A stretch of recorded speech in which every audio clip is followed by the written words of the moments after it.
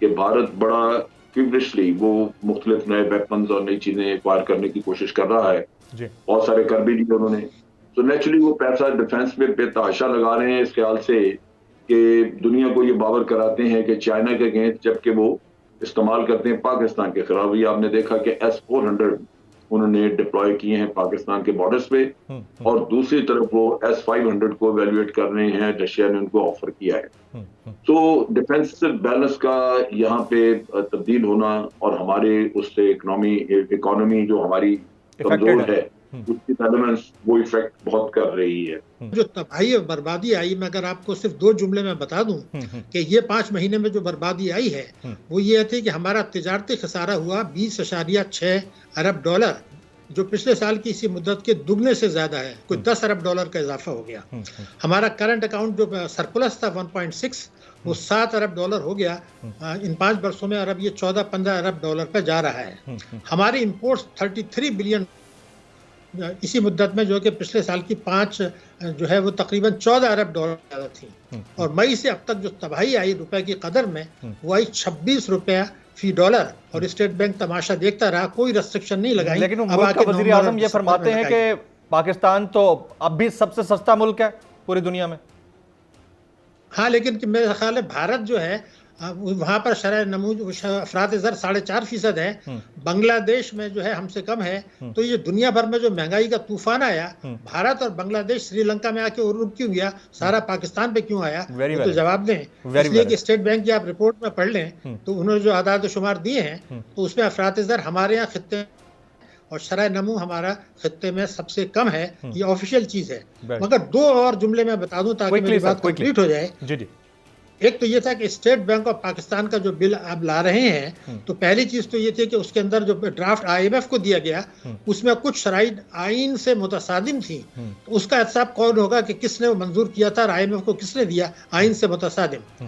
और तीसरी बात ये थी कि इसमें जो मिनी बजट आप ला रहे हैं, तो क्या अगर ये नहीं हो सकता था कि मिनी बजट आप ना लाएं IMF की शर्त पूरा करने के लिए उन लोगों को जिनको एमनेस्टी दी गई थी, जिनके असासे मुल्क के अंदर हैं, जिसके अंदर प्राइम मिनिस्टर ने कहा था कि हमारे पास तफसीलात हैं, कानून मौजूद है, IMF चाहे हमारा स्टेट बैंक हुकूमत अगर चाहे, FDR चाहे तो उनसे 900 अरब रुपया चंद महीने में मिल सकता है। मुल्क के अंदर असासे हैं जिनके अंदर एमनेस्टी से फायदा नहीं उठाया गया, और प्राइम मिनिस्टर ने कहा था कि इमरान खान ने कि हम उनके क्रैक डाउन करेंगे।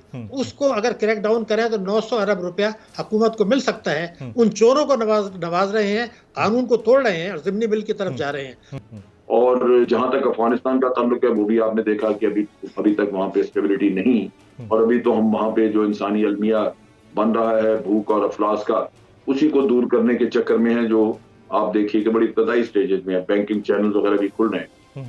तो कामयाबियां तो किसी हद तक आप कह लीजिए कि ये अफगानिस्तान के नुक्ता निगाह से तो बड़ी अच्छी कामयाबी है, लेकिन ये कि इससे भी अभी बहुत सारे इफेंट बट्स हैं। आपने देखा कि चंद दिन पहले एक तालिबान के साथ उनके लोकल लेवल पे एक बदमज़गी भी हुई, गलतफहमी हुई, जहां वो हमारी फेंस वगैरह उठा के ले गए। ये लोकल लेवल पे ये इश्यूज उठेंगे, जिससे आपके सिक्योरिटी के मसले भी वेस्टर्न साइड पे अभी रहेंगे, जब तक कि अफगान तालिबान की अपनी गवर्नमेंट मजबूत नहीं हो जाती, वो ऑल इंक्लूसिव नहीं बन जाती। What about diplomatic channels? हम मुसलसल एब्सोल्युटली नॉट अमेरिका को बोलते रहे हैं, हम पाकिस्तान में OIC के एक सेशन को होस्ट कर चुके हैं, तो बार बार एक तरफ एब्सोल्युटली नॉट बोलना और दूसरी तरफ एक्सपेक्ट करना, इज इट राइट सर? नहीं, मेरा ख्याल है ये ठीक किया इन्होंने। उसकी वजह मैं बताता हूँ जी। देखिए, ये एब्सोल्युटली नॉट से पहले ही हमें IMF और FATF ने फंसा के रखा हुआ अमरीकियों ने जी, और ये उन्होंने छोड़ना नहीं दिया, इसी तरह चलेगा। आप अमरीकियों की अगर सही समझ सकें पिछले 20 सालों में, तो वो ये है कि आप उनकी एक मदद कर दें, एक जो वो चाहते हैं वो उनका हुक्म मान के काम कर दें, लेकिन वो आपसे अपना प्रेशर नहीं हटाते, क्योंकि उन्होंने आगे आपको डू मोर कहना है। तो ये आपकी अपनी सिक्स सेंस को बताना चाहिए, आपकी अपनी इवैल्यूएशन होनी चाहिए कि डू मोर से बचने के लिए आपने किस जगह पे आके कहना है इनको कि ये इनफ इज इनफ। अगर आप ये नहीं कहते तो वो तो चलते रहें। ये तजर्बा आपको हो चुका, और हमें इससे सीखना चाहिए कि इनको किसी स्टेज पे आपने आके ना कहना है। अगर नहीं कहेंगे ये एक चीज आप फिर ले लें तो वो इख्तिताम नहीं होता, उसके बाद अगली तैयार होती है। और ये कोशिश ही करेंगे आपको जो IMF आपको सारे जमाने का तावन आपसे वसूल करने सिर्फ एक चीज पे। तो आप अगर अपने तौर पे थोड़ा एक आपने मजबूती दिखाई है तो मेरा ख्याल है कि इससे शायद चीजें बेहतर होना चाहिए, क्योंकि IMF और यही वो दो जगह हैं जहां उन्होंने फंसाया हुआ। तो मेरा ख्याल है कि ये आपने ठीक किया, ये मेरे नुक्ता निगाह से ये एक अच्छा फैसला था। सिर्फ उसको डिप्लोमेटिकली प्रेजेंट करने का तरीका गलत था। प्राइम मिनिस्टर ने जिस तरह कहा वो एक एरोगेंस नजर आती थी और नजर आता था कि वो अपनी तरफ से कह रहे हैं, होना ये नहीं चाहिए। वो पाकिस्तान के अवाम की तरफ से मैसेज जाना चाहिए था, और वो तरीकाकार ये था कि आप कहते कि ये चीज जो है ये फैसला पाकिस्तान की पार्लियामेंट करेगी, वो बताएंगे कि हमें आगे क्या करना है, क्योंकि इससे ताल्लुक पूरी कौम का है, इसके असरात सारी कौम में भुगतने हैं। और पार्लियामेंट से ना करवाते, पार्लियामेंट कहती कि जनाब नथिंग डूइंग, बस बहुत हो गया। सवाल ही पैदा नहीं होता कि दुनिया में आपको कोई चैलेंज करता है या आपसे बुरा मना। राइट, मतलब ये है कि हम यहाँ पे चूंकि पॉलिसी खुद लेके चल पड़ते हैं एज इंडिविजुअल, तो उसके मुज़मिरात बिल्कुल मुख्तलिफ होते हैं, क्योंकि वो समझा जाता है कि इस आदमी को रास्ते से हटा दिया जाए तो फिर बाकी सारे तैयार हैं हमारी मदद करने के लिए। आप ये कहना चाह रहे हैं कि इसका तरीकाकार जरा मुख्तलिफ हो सकता था और उससे चीजें बेहतर हो सकती थी अगर हम पार्लियामान से ये अप्रूव कराते तो एरोगेंस भी नजर ना आती और फेस सेविंग भी मिल जाती।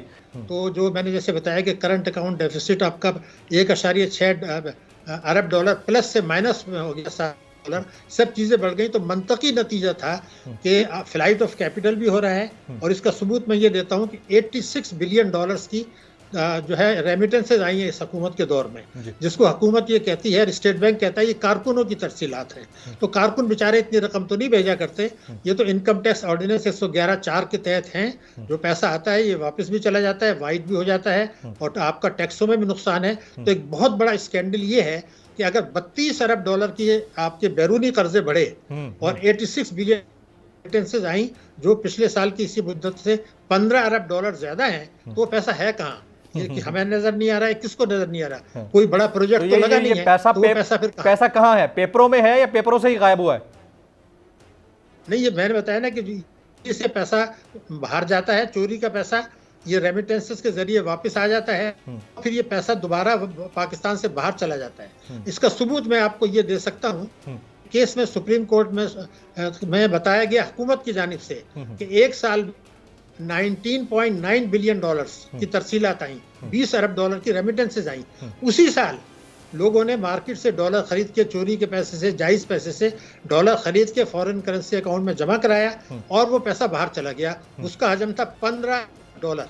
तो 20 अरब आए, 5 अरब डॉलर कारकुनों के थे, और स्टेट बैंक जो है अभी भी इंसिस्ट के कारकुनों की तरसीलात हैं, जबकि नहीं है ये। तो ये पैसा वापस जा रहा है, टैक्सों में नुकसान हमें हो रहा है, और मनी लॉन्ड्रिंग भी हो रही है, हम इसको एक्सेप्ट कर रहे हैं। तो ये जो रेमिटेंसेस का स्कैंडल है, उसका नतीजा क्या हुआ मैं आपको बता दूं। इस हुकूमत के दौर में जो बरामदात बढ़ी हैं वो 2 अरब डॉलर बढ़ी हैं रुपए की कदर गिरने की वजह से।